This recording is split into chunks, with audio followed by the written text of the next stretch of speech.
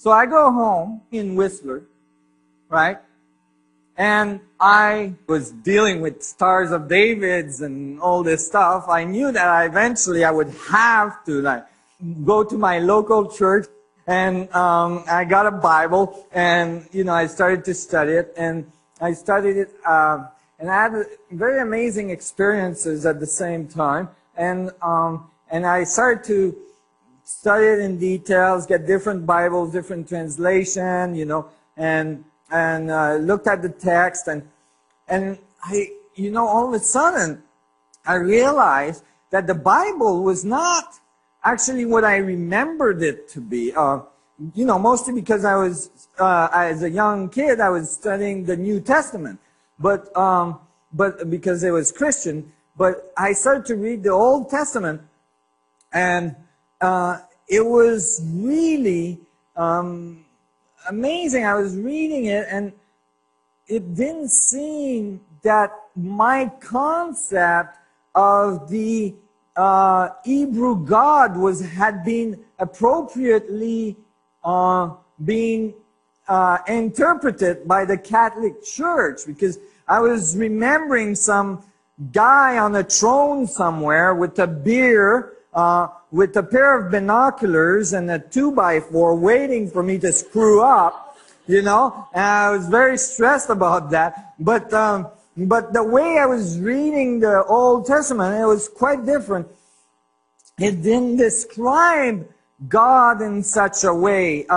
It described it in something much more close to what my studies were about. And I was stunned by that. For instance, in the Bible, you can find the description of God as some kind of equilateral triangle on a throne, right? Had to do with geometry. And I was stunned by that. I mean, it wasn't an old man considering me as a sinner, but it was some kind of geometry that was described as the throne of God, the point of interaction between human and God. And there was various allusion to it in very specific parts of the Bible. And eventually I saw that they were describing as well these angels that radiated in this tetrahedron, and describing it as like crystal seas and all sorts of things that made me think of technologies and geometries and physics much more than some old guy with a beer on a throne. And I was surprised. That's not what I had remembered. And I continued to study it, and I realized that the Old Testament is ambiguous because the Old Testament described God not as something that's somewhere in the sky or anything. It describes God as an object. It describes that they have some kind of link or communication with God through an object that they call the Ark of the Covenant of God. And they weren't kidding about that. I mean, when you read the Bible, and with archaeologists' finds, they actually built one of the largest temples in the world, the Temple of Solomon, to put this object in the middle. It was a very, very large temple with extraordinary large stones, and it was this ark object had to be shielded from everybody else, and it was enclosed in this Holy of Holies in the center of the Temple of Solomon that was surrounded with concentric walls, very thick walls, in which initiates had to go through very specific initiation level to be able to go from one wall to the other. And only the few could ever go into the Holy of Holies. And they describe all sorts of things that happened if you went in the Holy of Holies or in the tabernacle without having gone through all the appropriate levels of initiation. If you weren't ready, it didn't seem like it was a pretty sight when you came out, right? And if you did. And so I was intrigued with that. I was looking at many of these plates where they showed this ark object, this box that had gold on the outside, gold on the inside, and wood in the middle. And right away I realized that's got to be a capacitor. And sure enough, you know, if you do a box like that, you can generate large capacitance. Capacitors are like batteries. They hold energy. They hold charge. And then the difference between a capacitor and a battery is that a capacitor can discharge extremely rapidly, where a battery cannot. And so capacitors are used in all sorts of electronics today. But basically, there are an electrical, a dielectric, and an electrical plate, which creates like a container for energy.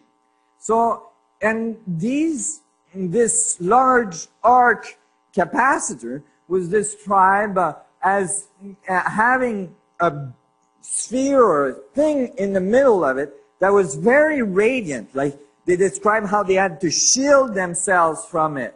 And they had to wear very specific clothing to go in there. And that if they didn't, they would come out of there with a sunburn, basically, like burnt into their face, and so on. But then I kind of came across something. Well, what happened is I thought, but wait a minute, they're calling this the Ark of the Covenant of God. And I was like, well, what does God mean? And so I was looking for an answer to that, and I did a lot of research, and I couldn't find exactly, you know, this Yahweh and all this, and I couldn't find exactly, and then eventually I actually just opened the preface of my Bible by error or something. I started reading it, and I found the answer.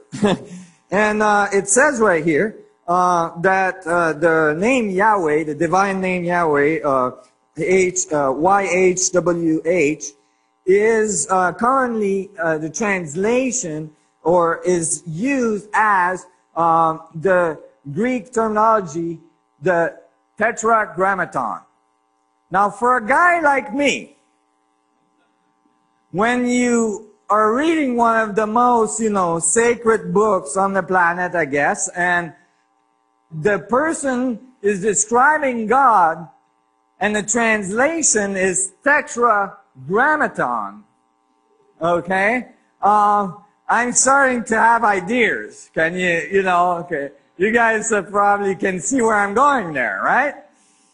I was stunned. Imagine that. Every time you read the word God in the Bible, you could translate Tetragrammaton. So you could replace all the gods and lords in the Bible to Tetragrammaton. And then you get a really different reading. Okay? It's like, oh my Tetragrammaton. And so I looked at the etymology of this, and I thought, well, the word Tetragrammaton is typically, you know, if you look at the root word, the tetra refers to four, right? The four faces of a tetrahedron. Typically, the translation is then done as tetra for four, grammaton for grammar. And grammar or letters is interchangeable, and so it's the four letters of God. Yahweh, Y-H-W-H. And grammaton was what was intriguing me, so I digged a little deeper, and I found that actually the word grammaton has a deeper root than grammar, in which it refers to the weight of an object, and that's where the word gravity and gram came out of. So all of a sudden, you could have a different interpretation of this word that says tetra tetrahedron gravitation, right? Okay, something along those lines, right? I know that might sound very, you know, a long leap, right? But this was where I started. And I was really keen on continuing my research because it was promising. They were talking about tetrahedrons or triangles on the seat of God, and they were describing tetragrammatons for the force of God. And I was getting, you know, inspired, to say the least. So I continued to research, and with this word tetragrammaton, I was able to look further and dig deeper, and I was intrigued. There's a lot of sacred societies that have a lot of information and all this. One of them, and certainly there seemed to be an oral tradition that was passed in the rabbinic tradition from one to the other throughout the ages, that wasn't allowed to be written. It's very clear in the Bible that the name of God or the source of God, whatever this God was not allowed to be just discussed publicly. It was very sacred, and it had to be transferred from one initiate to the other in very sacred way. And its traditions that transferred the information were called Kabbalistic traditions. So I started to study the Kabbalah and the Kabbalistic tradition and what they had to say about the Tetragrammaton. And when I did, I came across various esoteric manuscripts that we're going to see in a minute. But the other thing that puzzled me is that in many instances, the word Tetragrammaton and Ark of the Covenant and all this, in the description of what was going on there, it was describing something very interesting to me, because it kept on talking about the force of God, or the Tetragrammaton, having a vortex of fire or a vortex of clouds above it. And it describes it in the Bible in various instances. And it says that, you know, that is where the power of God is manifest to man. And for instance, in this graphic, they show this is when the Hebrews were going through the desert for 40 years. They had a temporary tent system to host the ark in the middle, and they called the tabernacle. And they show here the vortex of cloud rising above the Ark of the Covenant that's in the back of the tabernacle.